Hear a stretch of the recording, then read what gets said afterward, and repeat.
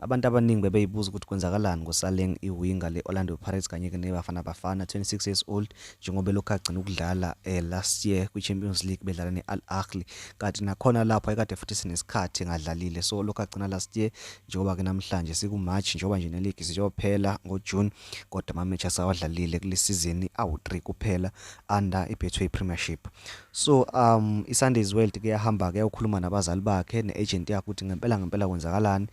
bafike baveza ukuthi ngempela uSaleng ukhala ngempatho kwiOrlando Pirates ukuthi ke abamphethe kahle. So njengamanje ke unalento ekuthiwa ke depression yini ke edala leyo nto iholo lakhe nanokuthi umanebhakabhaka ukuthi ke abamkhuphulele iholo lakhe bavuma nangempela kusukela last year kodwa lutho kulikhuphula kuze kube namhlanje kuba ngisho kuyodlalwa ke igame leba bedlala neStellenbosch la kaKora khona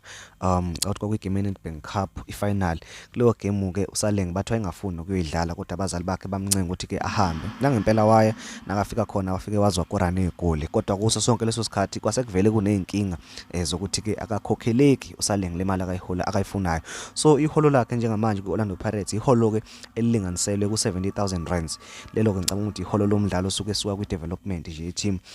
kuPSL ilona hola kaliholayo ke lelo uSaleng kukhona ke abadlali abahola o500,000 lapha na ke kuOrlando Pirates kodwa ke leli talent elifana ke nelika Saleng kuthiwa lona linikezwa u70,000. So njengamanje bathi ke usekulungela ukuthi ke alishiye leli qembu leOrlando Pirates kodwa ke noma kunjalo iPirates futhi ayifuni ukumdedela njengoba ke icontract yakhe izo expire ngo2026 ngoJune. So the only chance ke akanayo njengamanje ile window ezovuleka manje ngoJune naleli ke lizovuleka ngo2026 ngoJanuary. Sifisa ukwazi ukuthi ke ngabe iPirates izomkhuphulela iholo imnikezele isarara kayifunayo noma mhlambe bazomdedela kodwa mina ngokubona kwami nje already mood ayiseko right around yena nanokuthi usethukuthele kakhulu sesiside kakhulu isikhathi ehleli ngaphandle engekho ngisho ebenchini. So mhlawumbe decision right for both parties ukuthi bavesane bamdedele aye kwelinye iqembu. So manje omunye umbuzo mhlawumbe ukuthi mangabe eshiya leyo Pirates kuzofanele ukuthi aqhubeke la kuPSL noma mhlawumbe kuzomela ukuthi abheke enye move engaphandle